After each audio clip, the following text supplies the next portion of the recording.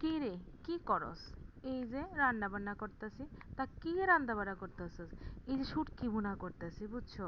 কিন্তু তোর শুটকি এরকম ফ্যাকাশিয়া হয়ে গেছে এর লেগে।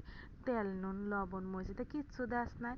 আরে দিছি তো, তারপরও দেখো না কি রমজান একটা সুন্দর কালার হয়েছে না? কসেন দেখি, একটা কিছু তো মনে ভুল হইছে, তাই না? হ, কি ভুলটা হয়েছে সেইটাই আপনারা দেখতে দেখেন। আজকে লইট্টা শুটকি ভুনা করুন। তো লইট্টা শুটকি ভুনা করার জন্য আপনারা দেখতেই পেলেন আমি কয়েকটা লইট্টা শুটকি নিয়ে নিলাম। তো লইট্টা শুটকিগুলো আমি খুব ভালো করে কিন্তু আগে কাটতে লইছি। এরপরে এখানে পেঁয়াজ রসুন এগুলোও কিন্তু কাটতে লইতেছি। আর রসুনগুলো কিন্তু অনেকটাই মোটা মোটা, যার কারণে রসুনগুলো আমি একটু মাঝখানে কাটতে লইছি। আর যেহেতু শুটকি ভুনা করুন, তো শুটকি ভুনা করার লেগে পেঁয়াজ রসুনের পরিমাণটাতে একটু বেশিই লাগবো। তো আমি পেঁয়াজ রসুনগুলো কাটতে আর গরম পানি দিয়ে শুটকিগুলো খুব ভালো করে ধুয়ে নিয়েছি। আর এদিকে কয়েকটা পেঁয়াজ আমি মোটা মোটা করে কাটতে লইছি। চলেন এখন রান্না বাড়া কইরা লই। চলে একটা কড়াই বসাই দিলাম, কিছুটা তেল গরম করে আমি শুটকিগুলো দিয়ে নিলাম। এখন শুটকিগুলো আমি কিছুক্ষণ ভাইজে নিতেছি। তো শুটকিগুলো এভাবে ভাইজে রান্না করলে খেতে কিন্তু ভীষণই মজা লাগে। তো শুটকিগুলো কিছুক্ষণ ভাজার পরে আমি কিন্তু উঠায় নিতেছি। এরপরে আবার দিয়ে নিলাম বেশ কিছুটা পেঁয়াজ এবং রসুন কুচি।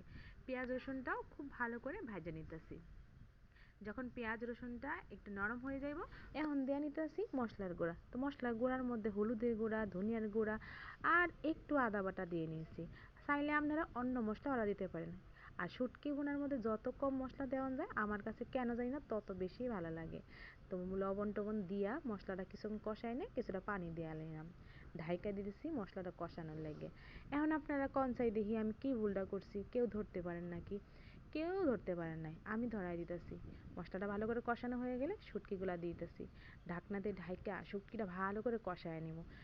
হঠাৎ করে মনে পড়লো আমি তো মরিচের গুঁড়া দেই নাই। কেমন জানি একটা ফ্যাকাশে ফ্যাকাশে লাগতেছে আমার শুটকি বোনাটা। যখনই মনে পড়লো শুটকির মধ্যে মরিচ দেই নাই, আল্লাহ, এই শুটকি তো মুখেই তোলা যাইতো না। শুটকি মানে ঝাল ঝাল, মরিচ না দিলে কোন ভাল লাগে। তাই 2 চামচ মরিচ দিয়া শুটকিটা খুব ভালো করে আবার মশলার সঙ্গে কষায় নিলাম। তারপরে কিছুটা পানি দিয়া ঢাইকা দিলাম। ঢাইকা দিয়া খুব ভালো করে জাল করে নিয়েছি। এরপরে যে আদা কাটা করে আমি পেঁয়াজ রসুন করে রাখছিলাম সেগুলোও দিয়ে নিলাম। দিয়ে একটু ভালো করে নাইডে সাইডে এখন কয়েকটা কাঁচামরিচ দিয়ে নিতেছি।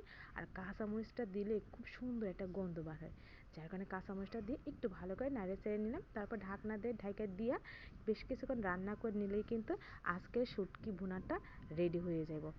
লাল লাল এই শুটকি ভুনা দিয়ে দুইটা ভাত খাইতে যে কি মজা লাগে কি আর কমু।